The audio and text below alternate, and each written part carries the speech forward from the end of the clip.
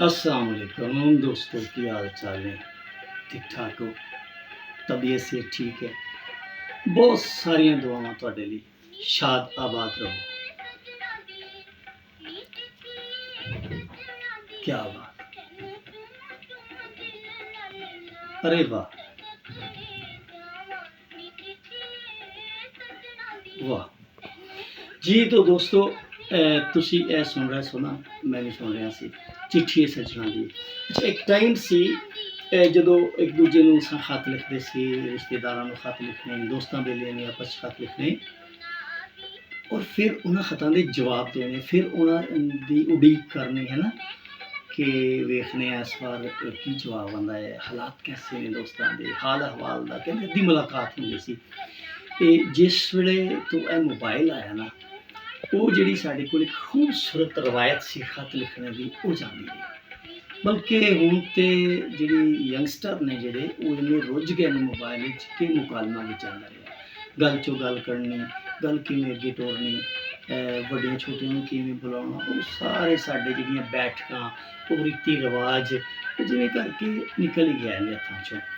Mobile ਦੀਆਂ ਬਹੁਤ ਜ਼ਿਆਦਾ ਮਤਲਬ ਉਹਦੇ ਸਾਨੂੰ ਸਹੂਲਤਾਂ ਤਾਂ ਹੈ ਨੇ, ਲੇਕਿਨ ਇਹਦੇ ਨਾਲ ਨਾਲ ਇਹ ਜਿਹੜੀ ਚੀਜ਼ ਹੈ ਨਾ, ਜਿਹਦਾ ਖੁਸ ਜਾਣਾ ਸਾਡੇ ਤੋਂ, ਇਹ ਬਹੁਤ ਵੱਡਾ ਨੁਕਸਾਨ ਵੀ ਹੈ, ਇਹ ਘਾਟਾ ਵੀ ਪਿਆ ਸਾਨੂੰ। ਅਤੇ ਮੈਂ ਪਿਛਲੇ ਵੀਕ ਬੈਠਾ ਸੀ, ਜਿਸ ਵੇਲੇ ਆਪਣੀ ਮੈਂ ਲਾਇਬ੍ਰੇਰੀ ਖੋਲ੍ਹੀ, ਉਹਦੀ ਸਫਾਈ ਕੀਤੀ, ਉਹਨੂੰ ਵੇਖਿਆ ਅਤੇ ਜਨਾਬ 2-3 ਜਨਾਬ ਚੰਗੇ ਸ਼ੌਪਰ ਝੋਲੇ ਭਰੇ ਦੋਸਤਾਂ ਦੇ ਖਤ ਜਿਹੜੇ ਆ ਨਾ, ਖਾਸ ਕਰ ਮੈਨੂੰ 1996 ਤੋਂ ਲੈ ਕੇ ਅਤੇ ਜਨਾਬ 12-13 ਤੱਕ, ਜਦੋਂ ਤੱਕ ਮੋਬਾਇਲ ਬਹੁਤ ਆਮ ਨਹੀਂ ਸੀ ਹੋਇਆ, ਉਦੋਂ ਤੱਕ ਜਿਹੜੇ ਖਤ ਆਉਂਦੇ ਰਹੇ, ਉਹ ਜਨਾਬ ਮੇਰੇ ਹੱਥੇ ਲੱਗੇ। ਮੈਨੂੰ ਪਤਾ ਤਾਂ ਸੀ ਕਿ ਮੇਰੇ ਕੋਲ ਖਤ ਹੈ ਨਹੀਂ, ਲੇਕਿਨ ਉਹ ਇੰਨੇ ਜ਼ਿਆਦਾ ਨੇ, ਪਤਾ ਹੀ ਨਹੀਂ ਲੱਗਿਆ। ਮੈਂ ਵੀ ਖਤਾਂ ਦੇ ਜਵਾਬ ਦਿੰਦਾ ਰਿਹਾ, ਮਿੱਤਰ ਵੀ ਮੁਹੱਬਤ 'ਚ ਲਿਖਦੇ ਰਹੇ।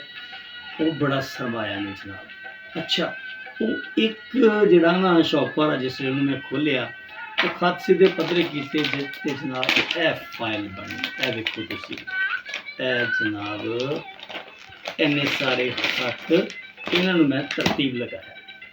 ਅੱਛਾ, ਹੁਣ 3 ਸ਼ੌਪਰ ਹੋਰ ਪਏ ਨੇ, ਮੈਂ ਇਨਸ਼ਾਅੱਲਾ ਅਗਲੇ ਵੀਕ ਉਹਨਾਂ ਨੂੰ ਵੀ ਇੱਕ ਫਾਈਲ 'ਚ ਲਗਾਉਣਾ, ਉਹਦੀ ਤਰਤੀਬ ਦੇਣਾ।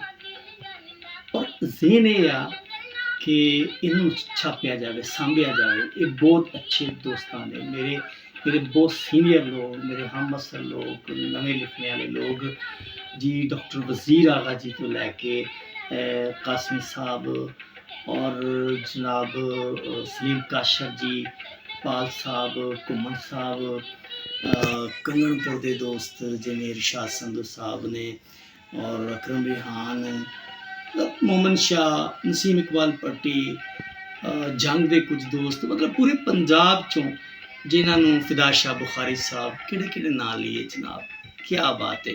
ਮੇਰੇ ਮੁਹਸਨਾਂ ਦੇ, ਮੇਰੇ ਬਹੁਤ ਹੀ ਪਿਆਰੇ ਮਿੱਤਰਾਂ ਦੇ ਇਹ ਖਤ ਨੇ।